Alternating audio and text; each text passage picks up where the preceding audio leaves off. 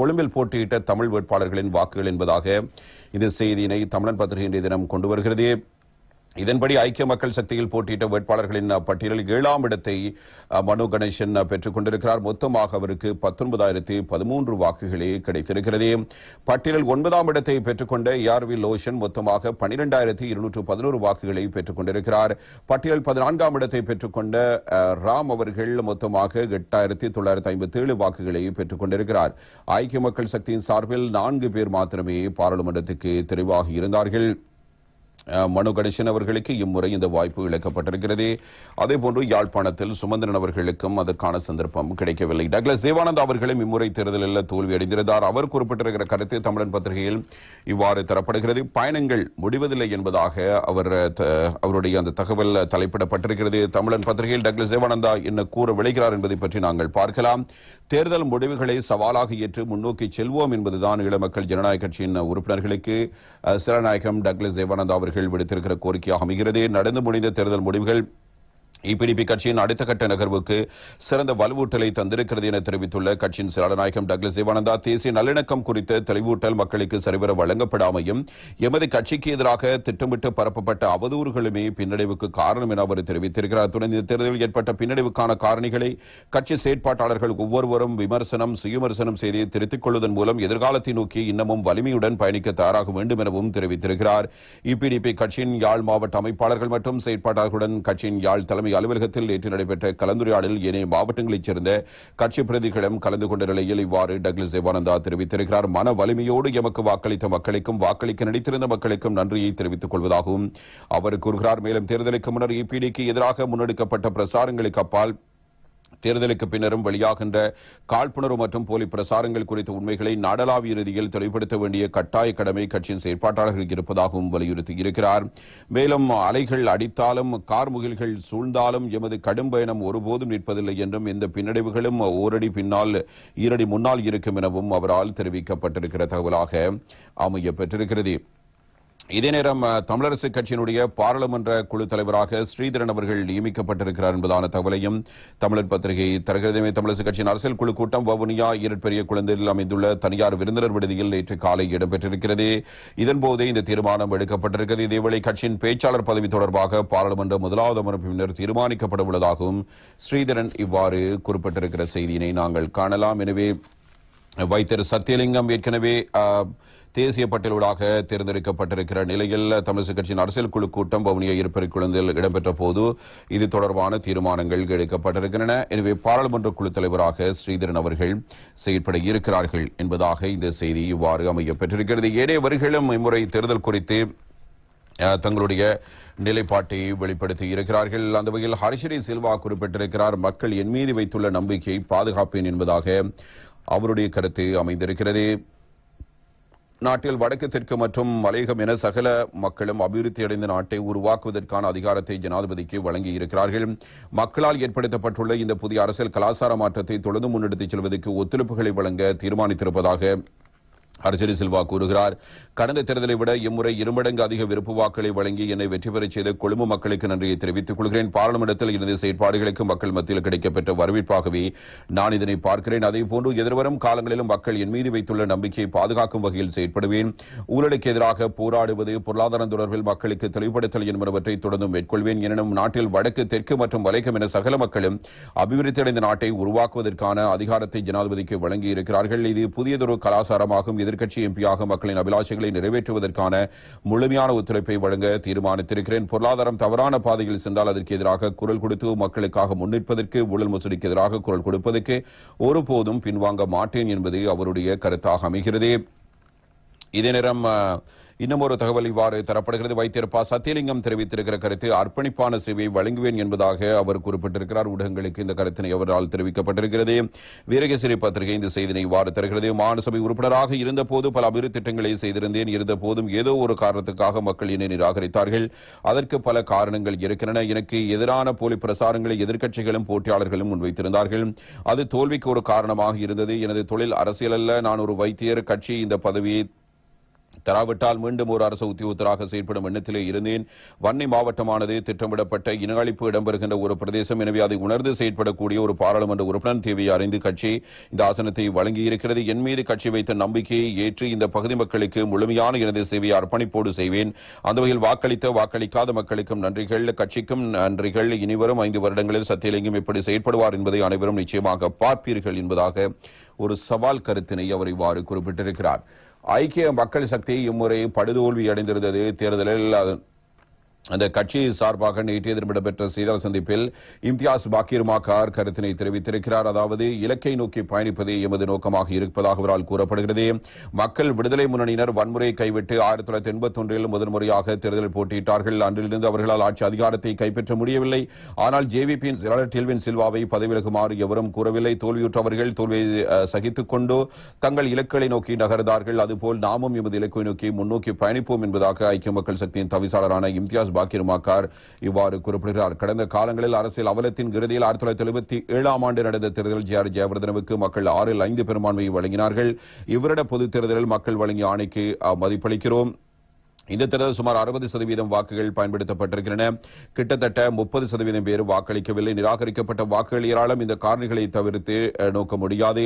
அளிக்கப்பட்ட வாக்களின் மூலமே தேசிய மக்கள் சக்தி பெரும்பான்மை பலத்தை பெற்றிருக்கிறது. இந்த ஆண்டு பொதுத் தேர்தல் வரலாற்றில் அதிக மக்கள் வாக்களிக்காத தேர்தலாகவும் மாறியிருக்கிறது.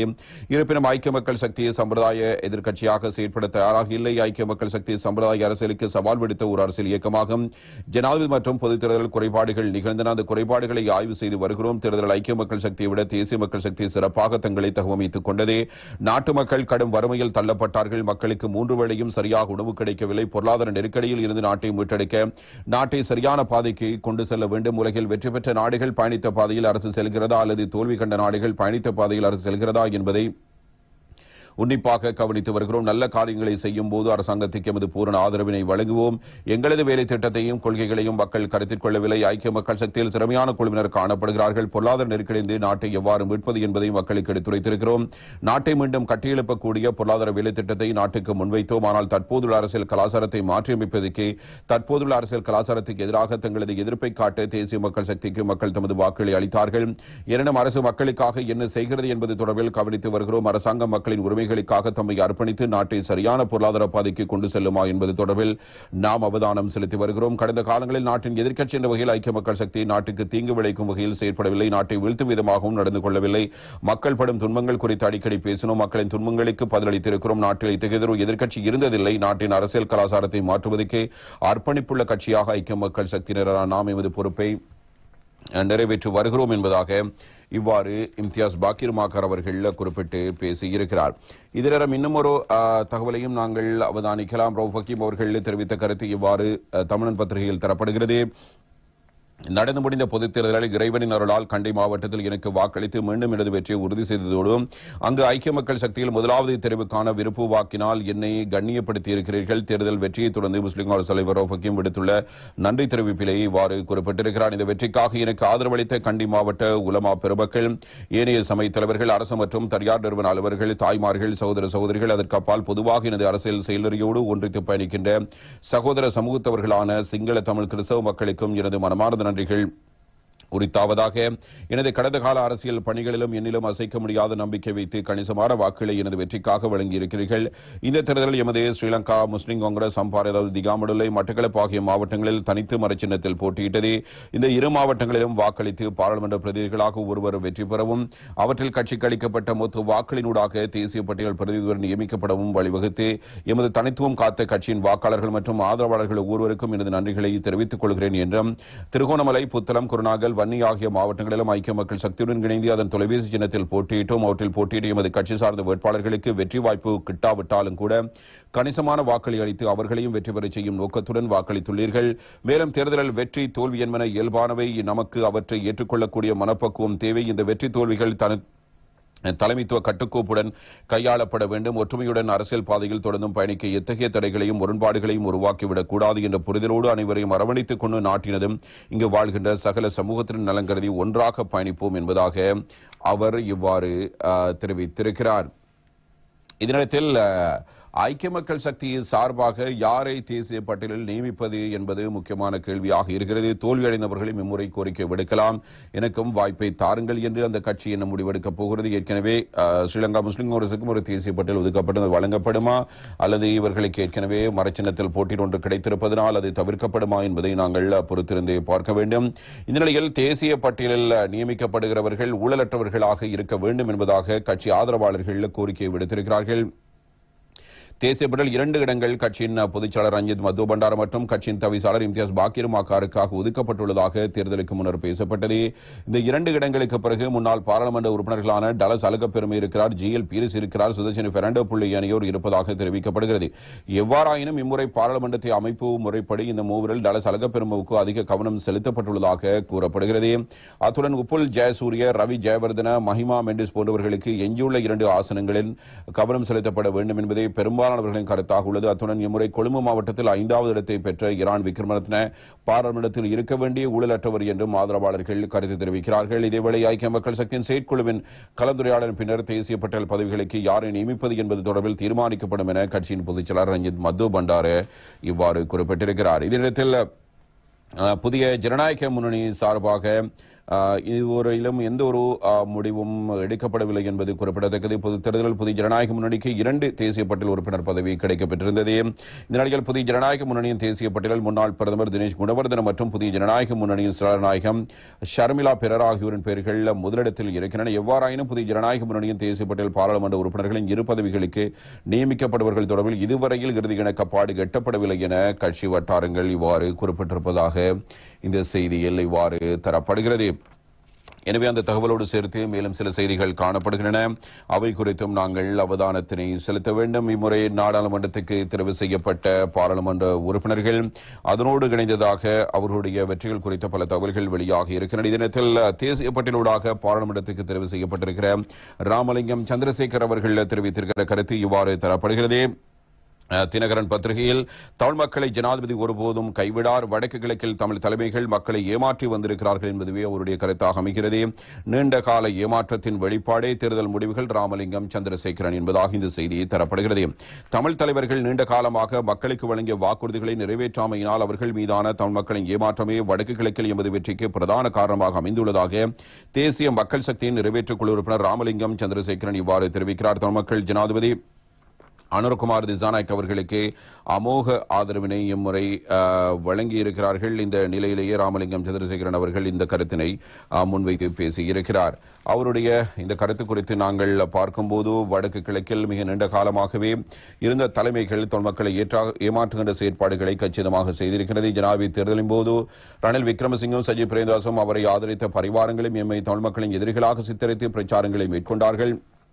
நாம் சொற்ப காலமே ஆட்சியில் இருப்போம் என்றார்கள். வன்முறைகள் தோற்றம் பெறும் எனவும் கூறினார்கள். இதனால் தமிழ் மக்கள் மத்தியில் என் மீது சந்தேகங்கள் இருந்தன. அதனால் 25,000க்குட்பட்ட வாக்குகளையே அவர்கள் அளித்திருந்தார்கள். ஆனால் ஜனாதிபதி தேர்தலின் பின்னரான 45 நாட்களில் ஜனாதிபதி அனுரகுமாரின் ஆட்சியை மக்கள் நேரடியாகவே பார்த்தார்கள். எந்த விதமான வன்முறைகளும் இடம்பெறவில்லை. சுமூகமான நிலையில் நாடு செயற்பட்டது. இதனால் தமிழ் மக்களுக்கு எம் மீதான நம்பிக்கை அதிகரித்தது. அது மட்டுமன்றி 70 ஆண்டுகளாக பிரபுத்துவ தமிழ் அரசியல்வாதிகள் பல்வேறு வாக்குறுதிகளை வழங்கிய போதும் அவர்கள் அளித்த வாக்குறுதிகள் எவற்றையுமே நிறைவேற்றவில்லை. தமிழ் மக்களுக்கான உரிமைகள் பெற்றுக் கொடுக்கவில்லை. தமிழ் மக்களை பொறுத்தவரையில் அன்றாடம் அவர்கள் பல்வேறு நெருக்கடிகளுக்கு முன்கொடுக்கிறார்கள். போதைப்பொருள் பாவனைக்கு இளையோர் அடிமையாதல் உள்ளிட்ட நெருக்கடிகள் பல உள்ளன.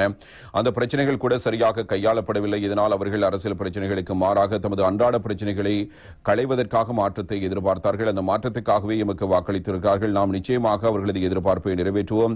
ஜனாதிபதி அனுரகுமாரவும் தேசிய மக்கள் சக்தியினரும் தமிழ் மக்களின் நம்பிக்கையை சீர்குலைக்காது பாதுகாப்பர் எனவும் அவரால் இவ்வாறு குறிப்பிடப்படுகிறது. எனவே அவருடைய நம்பிக்கை அவர் இவ்வாறு வெளிப்படுத்தி இருக்கிறார். இதே நேரம் வடக்கு மக்களின் நம்பிக்கையை வென்றெடுத்துள்ள ஜனாதிபதி என்பதாக யுஎன்பி தவிசாளர் வஜிர அபேவர்தன பாராட்டு தெரிவித்திருக்கிறார்.